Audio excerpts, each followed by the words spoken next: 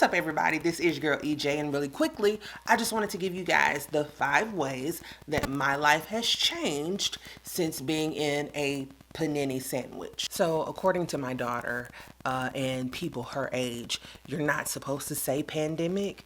You're supposed to say any other P word. So, if you hear a random P word, girl, I'm saying pandemic. That's all. The young people say that's what I'm supposed to do. Now, before we get started, we're gonna set the mood with a nice little candle. This one is mango and coconut milk from Minimalist Candle Company. Y'all, it smells really good. Y'all know I like the sweet but calming and subtle smells. This is really good. I'll have the link in the description box. Now, as we approach the year anniversary of when the pancake started, I just wanted to go over how my life has changed. So the first way was employment. Like a lot of people, I was sent home. You know, a lot of people lost their jobs. A lot of people lost hours and income. And of course, as you know, money affects the way we live. I was one of those people who was advised by my doctor, girl, go home, because if you get sick, you ain't gonna make it. And I was like, girl, wait, I haven't even had lunch yet. Why are you telling me I'm not gonna make it? So initially I was working from home just a few hours a week, but then when our patient load decreased because of the pickle jar, they couldn't hold my position. There wasn't a need for my position. So eventually I just was at home. Now, a lot of you may not know this about me, but I have always made it a goal of mine to become Ejspeaks or a content creator full time. Now, I've been fired from a few jobs and I tried to do it then, but it never worked. But this time I didn't get fired. I didn't get in trouble. It was a pickle jar that happened, and that's why I was at home. So because of that, that takes me to the next way that my life has changed since being in the pepperoni. Not only did I lose my job, my income changed. Because now I was forced to be a full-time content creator, making sketches, doing customized ads for businesses, being a YouTuber full-time. Last year was the year that I made more money than I have ever made in my life because I was able to put forth so much time into my content. So many people were at home and they had time to just be on YouTube and Netflix and Hulu and all of these streaming services. And for people like me, it was just an advantage. So it definitely affected my income to where now I would never go back to work for anyone because I see what's actually possible.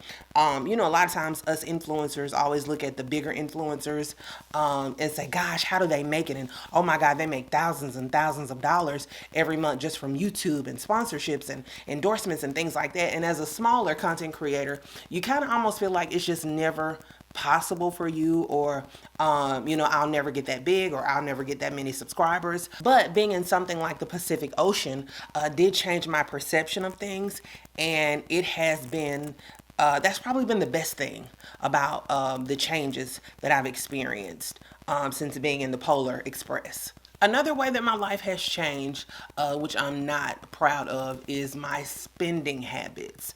I don't remember Afterpay being here before the pepperoni, but I know that since the pepperoni came, Afterpay was in full effect. And I was just one of those people who just jumped on the Afterpay train and got stuck on it. You know what I'm saying? Like, what am I getting down for? Afterpay is one of those addicting things that you just be buying stuff that you don't even need, but because you don't have to pay for it right now, it just makes sense to buy it. And a lot of us were sitting at home with nothing to do, and we were just doing a lot of online shopping. And so my husband is saying, okay, are you really addicted to retail, or are you you got something going on with the Amazon man? What's up? I have bought a lot of things since we've been in the purge. I've gotten a juicer, a Keurig maker. I added shelves in my pantry. Girl, I just been shopping. And it was so ironic because I was buying a lot of clothes, but girl, we couldn't go nowhere. Girl, everything was shut down. Girl, why do you need these clothes? I don't know. Afterpay said I didn't have to pay for it right now. So that's why I need 12 dresses. And that's why I need, because you know I could wear this to a wedding. You know, I don't even know nobody that's getting ready to get married, but this would be a beautiful dress to wear to a wedding or something nice like that. Another thing that changed for me, being in the pork chop, was my cooking. Before the Philander Smith College came, I was already cooking on a regular basis. But afterwards, I was really, again, on Pinterest, on, you know, all these websites, you know, looking up, you know, meal ideas, and I was just cooking all types of things. Some were more successful than others, because I live with a picky bunch of people. See, they didn't grow up poor. See, I grew up poor, and we had to eat whatever was on the stove. You know, if that meant pork and beans was on the stove, then that's what went in our stomach, huh? If that meant rice with no sugar was on the stove, that's what went in our stomach. If that meant it was a tree, a palm tree on the stove, you know, that's what went in my stomach. It don't matter if the branches bruise your throat. That's what's for dinner, huh? But as we continued through the porcelain doll, I got burnt out. I couldn't come up with other meals because it's like, okay, girl, how many times we gonna eat lasagna? How many times we gonna eat cabbage? How many times we gonna eat burgers? You know, how many pastas? Huh? So if you guys have any recipe ideas or cooks and chefs that you follow on YouTube, put them in the comments below, because family, I am burnt out. I am burnt out. Burnt out. Burnt out. That last one kind of, ooh, it hurt my throat. Now, the last thing that changed since we've been in a predominantly black neighborhood was my self-care routine. Before, I really didn't have a routine. I had to be at work at like 5:30. So my routine was just, girl, put some lotion on your face, brush your teeth, and go. I did, however, implement some new self-care routines. I'm very mindful of relaxing.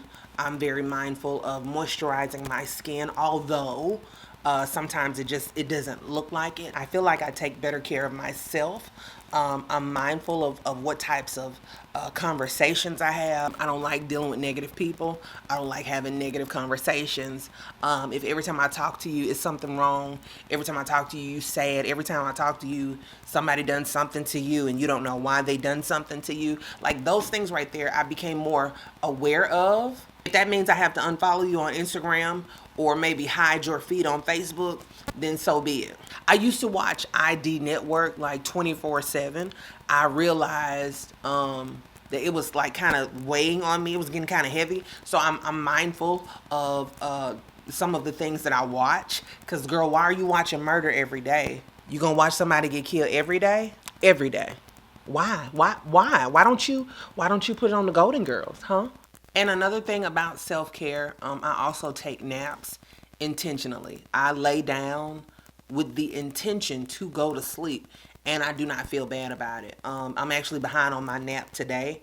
I feel like now I need rest. You know, like a crackhead need crack, you know, because you be on crack. And then when you don't get the crack, you be needing the crack. And so that's how I need my naps now. All right, guys, so that wraps up the 5 ways that my life has changed since being in the potted plant. But I want to hear from you guys. You know, how has things changed for you? What changes have you implemented in your life since being in the peppermint? Because I was out of peas. I've said all these substitutes. I don't. Just tell me how your life has changed. Thank you guys so very much for tuning in. This is your girl, EJ, and I will see you guys next time.